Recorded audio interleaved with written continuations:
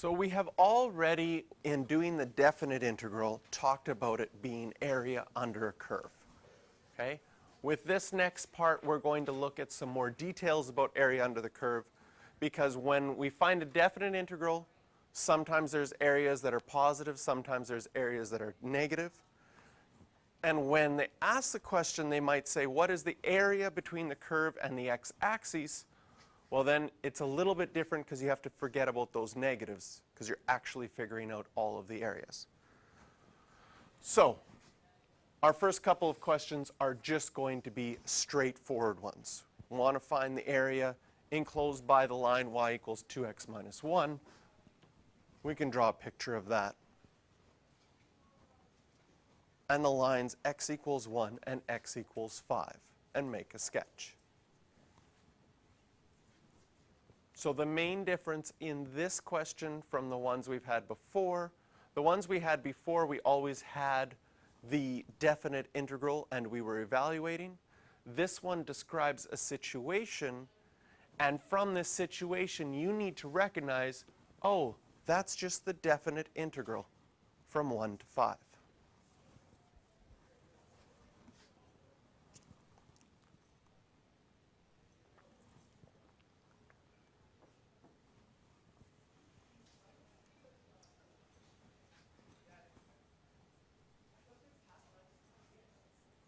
Take a look at that function, integrate it in your head, or if you want to write it down, you can. How did you do?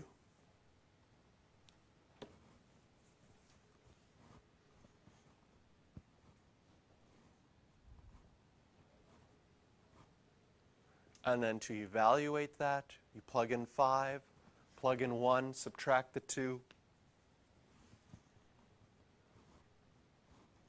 and you'd get 20 units squared.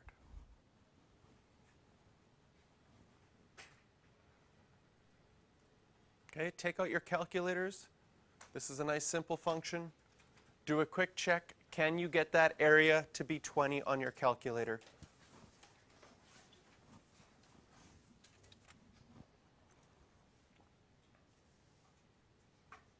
All right, our second example. Find the area enclosed by the curve y equals 15 minus 2x squared. So I have a picture of that. That's a parabola opening down, shifted 15 units up. So we draw our picture. We're finding the area under the curve from -2 to 2. Integrate, plug in your values. A little bit of fractions here. And once again, you could double check this by typing it into your graphing calculator and evaluating it.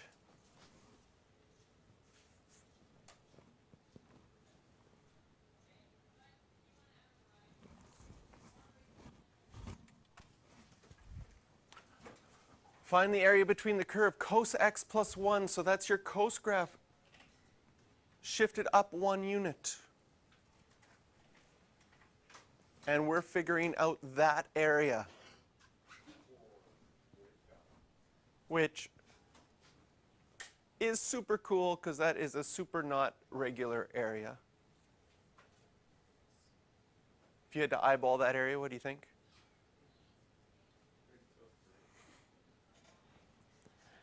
And so to recognize if we're finding that area, that's the definite integral. We have to know some of our unit circle stuff.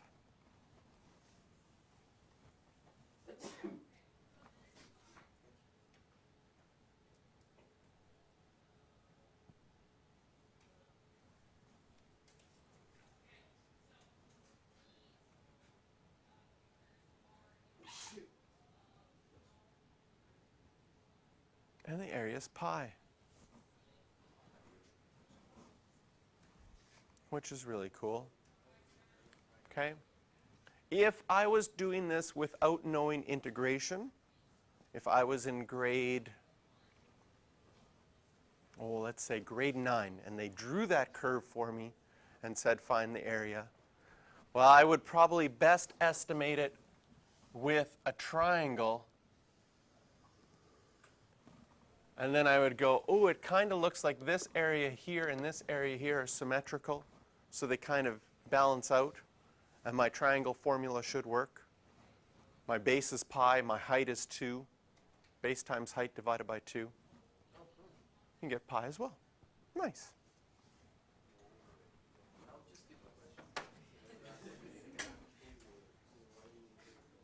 Why do you need integrals? Because it doesn't always work symmetrically. Previous question, last part there, just with the, oh.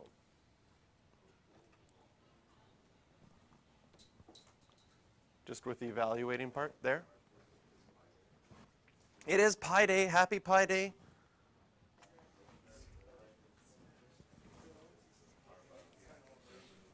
And we've already seen in our examples before that if you get a function that's below the x-axis, that the indefinite or the definite integral comes up with a negative answer. And that negative answer just means that the area is under the x-axis. So if the question is asking what's the area between the curve and the x-axis and it's below, the area is still a positive value, so you're going to have to take the absolute value to figure out what that actual area is. And in some questions, you'll have part of the curve above and part of the curve below. So then you're going to have to figure out those areas separately, take the absolute value of the one that's below, and figure it out. So let's look at our first example. X squared plus 4x from -2 to 0. That's a parabola that opens up, but between -2 and 0, the area would be below. So when we find the definite integral,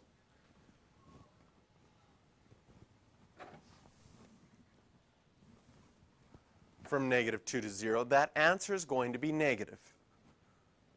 So we can change it to positive by just putting absolute value bars around it. Sometimes I won't know it's negative until I get to my final answer, and then I'll be like, oh, and I'll go back and add absolute value bars all the way up to make it work. So here, yes, keep our absolute value bars around that because we know that that answer is going to be negative. How do we evaluate a definite integral? Plug in 0, plug in -2, and subtract. Plug in 0, plug in -2. Add my absolute value bars to keep it positive.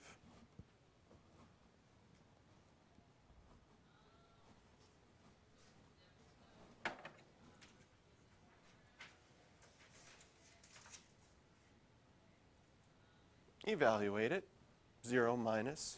Add my absolute value bars because it's going to be a negative answer. And sure enough, we get -16/3. Add those absolute values. And the final answer for that area is 16/3.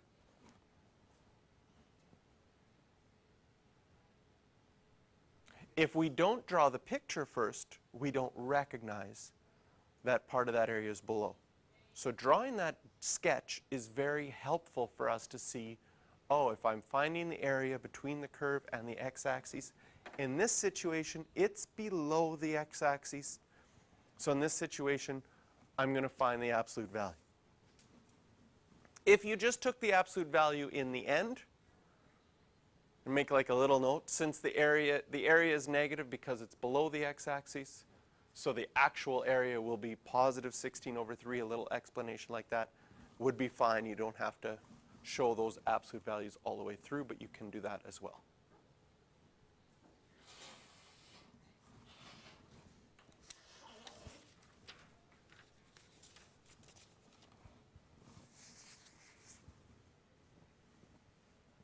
Good?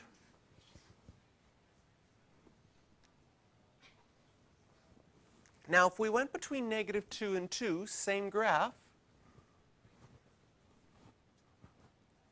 Now the area that we already found, which was the yellow area, we know that that's negative, but the area between 0 and 2 will be positive. And so without the graph,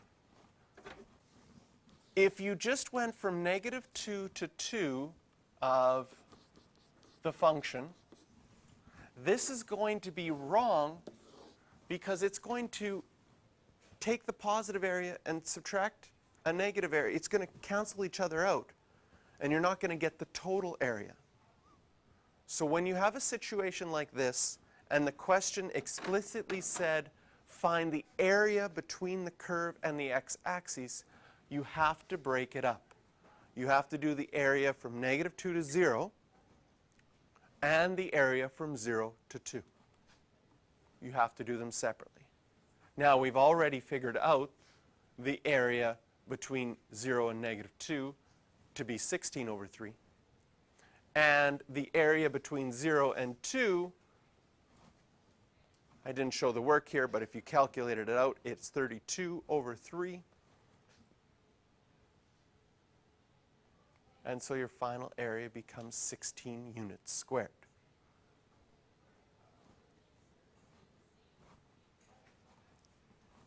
And if you're using your calculator, you would have to do each of those areas separately. Or, oh, I'll show you something cool with the calculator. Okay. We're almost ready.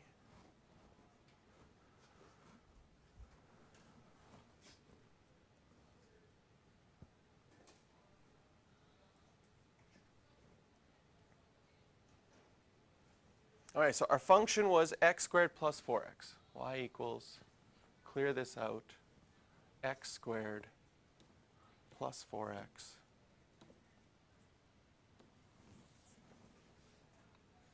There's our parabola.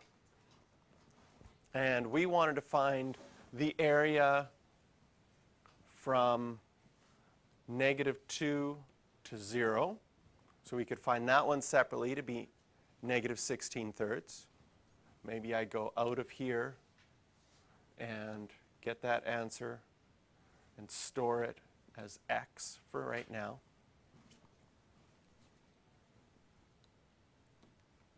And then I figure out my area from 0 to 2,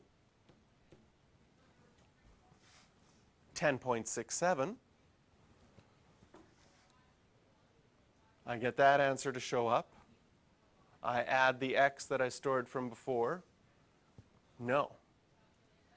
Oh, what did I do when I stored my x? I kept it as negative, but something still went wrong. It didn't actually store correctly. Okay. I'm going to take this answer here. Okay. I multiply it by a negative 1 to make it positive. I'm going to store it as a. Use a different letter. And now if I take my 10.67 and add a, I get 16 perfectly. Now that was kind of annoying to have to try to do all of those things separately, and something went funny with x along the way. So I want to show you a nice little trick.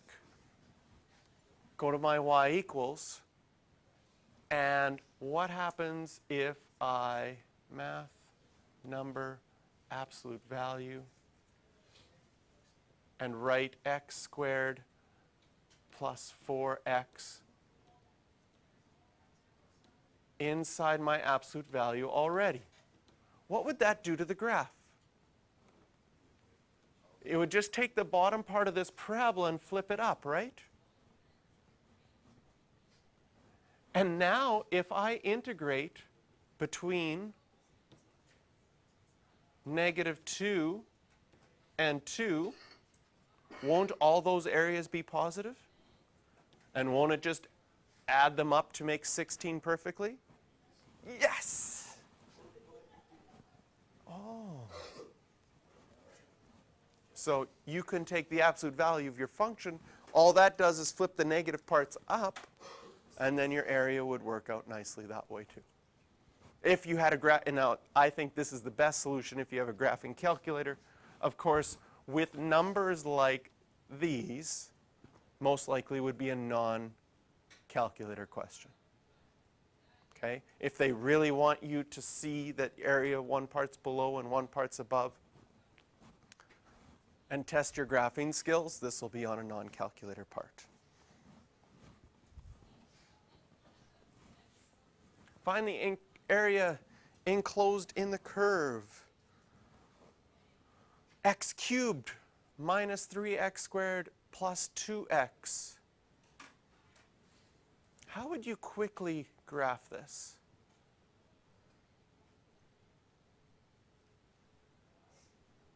I actually think if I was graphing this, because you could use calculus, right? You could find all your maxes and mins, okay? But I think if I wanted to quickly graph this for this type of question, I would use the techniques you learned in grade 12. So I would take that x cubed, factor out an x, leaving me with x squared minus 3x plus 2, and then factor that again.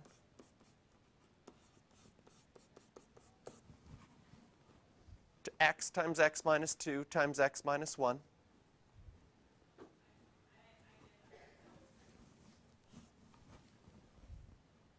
And what does that tell me? Where all of my x-intercepts are. And since I know it's an x cubed graph that's positive, that should go like this, I can draw those x-intercepts, 1 at 0, 1 at 1, 1 at 2, and draw the basic shape, not having to worry about where my max is or where my min is.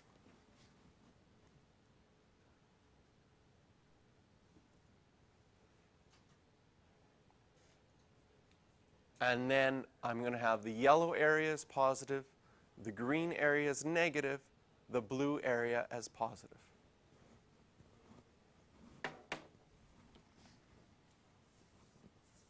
So finding those x-intercepts first is really important for graphing it. I don't need to know where the max or the mins are.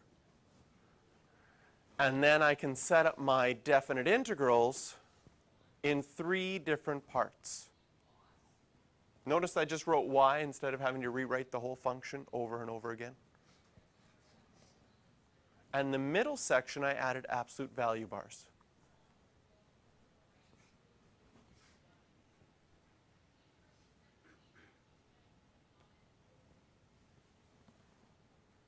Again, I'm not going to show all the work for getting those. Leave that for you to get those values. It's a relatively easy integral to do. The yellow section is 1/4. The green section would have been negative 1/4, but when we take the absolute value, it's positive 1/4. And the blue section is 2.25. Add those up for 2.75 units. And again, on your graphing calculator, you could have done each of those parts separately.